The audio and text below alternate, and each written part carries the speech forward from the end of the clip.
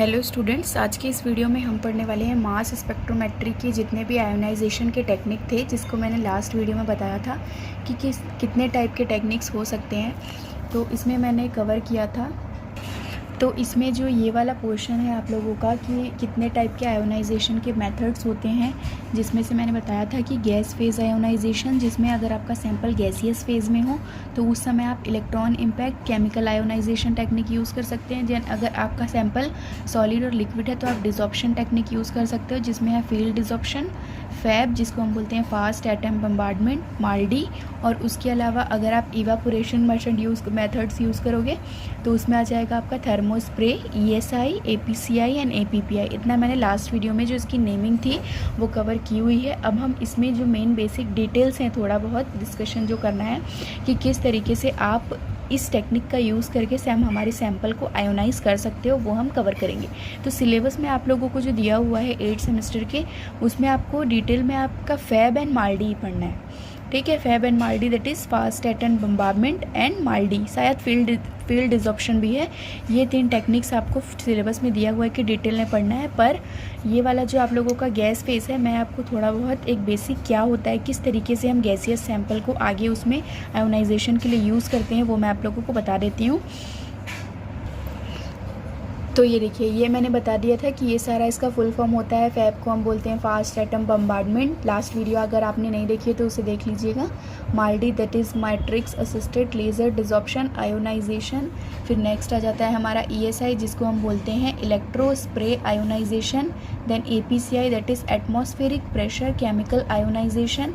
APPI that is atmospheric pressure photo ionisation. ये सारी techniques हैं जिसके बेसिस पे आप अपने सैंपल का आयोनाइजेशन कर सकते हैं। इसमें से आप लोगों को जो डिटेल में पढ़ना है सिलेबस में वो सिर्फ फैब एंड माल्डी है।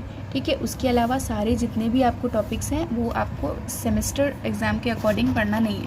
पर मैं बेसिक आप लोगों को बता देती हूँ कि गैस फेज़ आयोनाइजेशन में अगर 2 टेक्निक्स आती है। गैस फेज़ में हमारे कौन कौन सी आ रही थी? एक आ रहा था electron impact technique and second आ रहा था हमारा केमिकल आयोनाइजेशन। तो हम देखते हैं क्या लिखा हुआ है गैस फेज़ आयोनाइजेशन की। अगर हम बात करेंगे, it is the oldest and most popular method. In this method sample is vaporised before ionisation. तो सबसे पहले अगर हम बात कर रहे हैं मास स्पेक्ट्रोमेट्री की, तो हम जानते हैं कि मास स्पेक्ट्रोमेट्री में क्या होता है। हम अपने सैंपल को, अगर हमारा सैंपल गैसियस फेज़ में होगा तो हम उसे डायरेक्टली हमारे सैंपल होल्डर में डालेंगे और उसका फिर आयोनाइजेशन हो जाएगा, फ्रेगमेंटेशन हो जाएगा और फिर हम मॉलिक्यूल्स की एनालिसिस कर सकते हैं।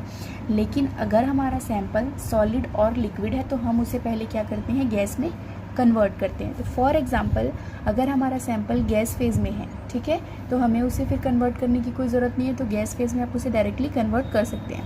तो क्या बोल रहा है गैस फेज़ के लिए, it is the oldest and most popular method. In this method sample is vaporised before ionise. मतलब हम क्या करते हैं, सैंपल को आयोनाइज करने से पहले वेपराइज्ड करते हैं। ठीक है, तो गैस फेज़ में पहली टेक्निक हमारी क्या है, इलेक्ट्रॉन इम्पैक्ट टेक्निक। तो इलेक्ट्रॉन इम्पैक्ट टेक्निक क्या होता है, it is also known as electron bombardment ionisation. ठीक है, इस टेक्निक को हम क्या बोलते हैं, इलेक्ट्रॉन बम्बार्डमेंट आयोनाइजेशन। बम्बार्डमेंट का मतलब यही होता है अपने सैंपल के ऊपर इलेक्ट्रॉन की बम्बार्डिंग करना। मतलब इलेक्ट्रॉन्स के जो कंपाउंड्स हैं उसका एक उसमें हम मतलब उसको भेजते हैं, उस पर वो पड़ती है, इलेक्ट्रॉन्स जाके अगर उस पर पड़ती है तो उसी चीज़ को हम बोलते हैं बम्बार्डमेंट। इट इज़ फिर उसके बाद क्या बोले, the main function of this ionisation technique is to convert gaseous sample into molecular ion. तो इसका जो मेन फंक्शन है वो क्या होता है, हमारा मेन इसका फंक्शन ये है कि आप अपने सैंपल को, जो आपका सैंपल है उसे आपको आयोनाइज करना, ठीक है, और आपका जो गैसियस सैंपल है उसको आपको मॉलिक्यूलर आयंस में कन्वर्ट करना। मैंने पहले ही बताया था कि अगर हम बात कर रहे हैं मास स्पेक्ट्रोमेट्री की, तो मास स्पेक्ट्रोमेट्री का प्रिंसिपल क्या होता है, फ्रेगमेंटेशन ऑफ आयन। आयन के फ्रेगमेंटेशन के बेसिस पे हम मॉलिक्यूलर अलग अलग कंपाउंड, अलग अलग फ्रेगमेंट्स जो टूटेंगे उसके अकॉर्डिंग हम पता लगा सकते हैं कि उसका मॉलिक्यूलर वेट कितना है। ठीक है, सैंपल की एनालिसिस हम किसके बेसिस पे कर सकते हैं, उसके मॉलिक्यूलर वेट के बेसिस पे। ठीक है, तो ये क्या बोल रहा है, it is a soft ionisation technique because it will produce 70 electron volt energy. ठीक है, तो ये एक सॉफ्ट टाइप का आयोनाइजेशन का टेक्निक है जिसमें कितनी एनर्जी प्रोड्यूस होती है, 70 electron volt. Then next point क्या बोल रहा है, ionisation potential of organic compound are approximately 8 to 15 electron volt. ठीक है, तो इसके आयोनाइज होने का पोटेंशियल एनर्जी कितनी होती है, approximately 8 to 15 electron volt and direct bombardment take place. So due to the high energy this technique will be produce large ion fragments from the molecular ion. क्या मतलब है इसका, कि अगर जो आपका सैंपल है, ठीक है, आप अपने सैंपल के ऊपर हाइयर एनर्जी, जितनी ज़्यादा एनर्जी दोगे वो उतने ज़्यादा टुकड़ों में टूटेगा। तो हम क्या करते हैं, जब सैंपल पे इलेक्ट्रॉन की बम्बार्डमेंट कराते हैं तो उस कंडीशन पे हमारी एनर्जी क्या है, हाई। तो एनर्जी हाई होने के कारण क्या होगा, सैंपल का फ्रेगमेंटेशन, सैंपल के मॉलिक्यूल्स ज़्यादा टुकड़ों में टूटते हैं। तो फॉर एग्जांपल अगर हमारा एम ये एग्जांपल क्या है हमारा, ये सैंपल, तो सैंपल किस फेज़ में है, गैसियस फेज़ में। इसमें हमने क्या किया, इलेक्ट्रॉन की बम्बार्डमेंट कराई, तो उसके कारण लार्ज आयन में वो टूटा है। तो ये हम देख रहे हैं कि ये जो है इस पे पॉजिटिव चार्ज क्यों आई है, क्योंकि इसके बाहरी जो शेल में इलेक्ट्रॉन्स थे वो बाहर हो गए। तो कमी आने पे हमेशा कौन सा चार्ज आ जाता है, पॉजिटिव चार्ज, और उसके बाद 2 इलेक्ट्रॉन्स जो है फॉर एग्जांपल बाहर हो गए। तो उस कंडीशन पे ये M कितने टुकड़ों में टूटा हुआ है, M1 plus M2 plus and M3 plus. मतलब कि जब इलेक्ट्रॉन्स बाहर हो गए तो इस मॉलिक्यूल्स पे क्या आ गया, पॉजिटिव चार्ज, तो वो 3 टुकड़ों में टूटा हुआ है, M1 plus M2 plus and M3 plus. इसका डायग्राम अगर देखेंगे तो ये इस तरीके का डायग्राम होता है। ये हमारा सैंपल है, सैंपल को हमने लिया और इसमें क्या, ये सैंपल मॉलिक्यूल्स आपको दिख रहे हैं। उसके बाद क्या करते हैं, यहाँ पे एक हीटेड फिलामेंट होता है जो इसको कंटिन्यूसली हीट करता रहता है। एनोड का मतलब होता है ये हमारे पॉजिटिव चार्ज वाले कंपाउंड जहाँ से ये जुड़ा होता है। इसके बाद क्या होगा, जैसे ही हम इस पर इलेक्ट्रॉन पास करेंगे तो ये एनालाइज़र के पास जाएंगे और जो ये सैंपल थे, ये सैंपल ज़्यादा ही टुकड़ों में टूट जाएंगे। ठीक है, तो ये जितनी ज़्यादा एनर्जी आप दोगे उतने ज़्यादा इसके फ्रेगमेंट पॉसिबल होंगे। तो इस तरीके से हम गैसियस फेज़ आयोनाइजेशन कर सकते हैं। अपने सैंपल, जो हमारे सैंपल गैसियस फेज़ में होंगे उसमें हम इलेक्ट्रॉन की बम्बार्डमेंट कराते हैं और अपने सैंपल को अलग अलग टुकड़ों में तोड़ सकते हैं। इसी के बाद नेक्स्ट आप लोगों का टेक्निक है chemical ionisation technique. Chemical ionisation technique क्या होता है, chemical ionisation is a gaseous phase ionisation method. It is a very important soft ionisation technique. ये क्या होती है, एक गैसियस फेज आयोनाइजेशन की टेक्निक है।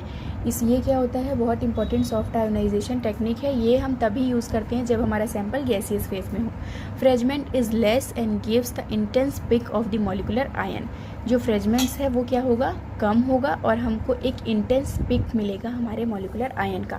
सम molecules like alcohol, ether, amino, ester, ये सारे जितने फंक्शनल ग्रुप हैं उसका नाम है alcohol, ether, amino, ester and higher fragments of electron ionization, so the molecular ion peak will be not be detected। तो ये क्या होते हैं, ये जो अल्कोहल बताया जा रहा है कि अल्कोहल, ईथर, अमाइनो, एस्टर, ये सारे क्या होते हैं, हायर फ्रेगमेंटेड पार्टिकल्स होते हैं, जिसके मतलब ये ज़्यादा बड़े टुकड़ों में टूटते हैं, जिसके कारण क्या होता है, हमें जो पीक मिलती है वो अच्छे से डिटेक्ट नहीं हो पाती। जो हमको ग्राफ मिलेगा, पीक प्लॉट होती है, वो अच्छे से डिटेक्ट नहीं हो पाती। तो उस कंडीशन पे so get the proper molecular ion peak, ये हम केमिकल आयोनाइजेशन यूज़ करते हैं। To get the proper molecular ion peak we are using chemical ionisation technique. ठीक है, अल्कोहल, जितने भी ये सारे फंक्शनल ग्रुप हैं, इसकी हमें एक प्रॉपर पीक नहीं मिल पाती because of their higher fragmentation. ठीक है, तो अगर हमको इसकी पीक चाहिए होती है, इसकी पीक अगर हम चाहते हैं कि हमको शार्प पीक मिले, तो उस कंडीशन पे हम प्रॉपर पीक्स पाने के लिए हम क्या करते हैं, केमिकल आयोनाइजेशन टेक्निक का यूज़ करते हैं, ताकि हमको जो हमारा सैंपल है उसकी एनालिसिस हम अच्छे से कर सकें। तो इस टेक्निक में क्या बोल रहा है, अब केमिकल आयोनाइजेशन बोल दिया, मतलब टर्म से ही समझ आ रहा है इसमें कोई केमिकल यूज़ हो रहा होगा। तो क्या लिखा हुआ है, in this technique the reagent gas that is methane, isobutane and ammonia. ठीक है, तो इसमें हम क्या यूज़ करते हैं, रिएजेंट गैस कौन कौन सी, मीथेन, आइसोब्यूटेन और अमोनिया। ऑब्जेक्टिव क्वेश्चंस वगैरह में पूछता है ये। It is allowed to pass into the ion chamber at a pressure is about 10 to the power 2 nanometer. This gas is ionized by using an electron with energy up to 300 electron volt. For example आपने ये gas ले लिया है, ठीक है, ये gas कौन सी है, मीथेन। ठीक है, तो ये आपका हो गया मीथेन। अब क्या करेंगे आप, इसमें हायर एनर्जी के इलेक्ट्रॉन पास करते हैं। उस समय ये अगर मीथेन से कुछ मॉलिक्यूल्स बाहर होंगे इलेक्ट्रॉन के पड़ने से, तो इस पर क्या आ जाएगा, पॉजिटिव चार्ज और 2 इलेक्ट्रॉन बाहर हो गए, ठीक है। और उसी की अगर हम बात करें तो CH4 ये कैसे टूट गया है, CH3+ और H इलेक्ट्रॉन माइनस, इस तरीके से आप इसको पढ़ सकते हैं। तो क्या बोल रहा है, primary ion CH4+ and CH3+ will be react with the excess CH4 and will be produce a different types of secondary ion। तो उसके बाद ये क्या करते हैं, सेकेंडरी आयन प्रोड्यूस करते हैं। मतलब ये जो बना हुआ पॉजिटिव चार्ज वाला कंपाउंड है ये क्या करेगा, इस मेथेन के साथ रिएक्ट करेगा और हमें एक नया कंपाउंड मिल जाता है। तो इस तरीके से आप केमिकल आयोनाइजेशन की टेक्निक्स कर सकते हैं। किसी भी सैंपल जो कि जितने भी फंक्शनल ग्रुप होते हैं, मेथेनॉल, ईथर वगैरह, एल्कोहल, ठीक है, ईस्टर, एमाइड्स, वो क्या होते हैं, हाइयर फ्रेगमेंट्स होते हैं। तो उस समय हम मेथेनॉल, मेथेन, आइसोब्यूटेन और अमोनिया का यूज़ करके उसका फ्रेगमेंटेशन कर सकते हैं। नेक्स्ट वीडियो में हम पढ़ेंगे कि इस टेक्निक के अलावा जितनी भी डिसॉर्प्शन टेक्निक है, फैब एंड माल्टी टेक्निक, उसके थ्रू हम आयोनाइजेशन कैसे कर सकते हैं।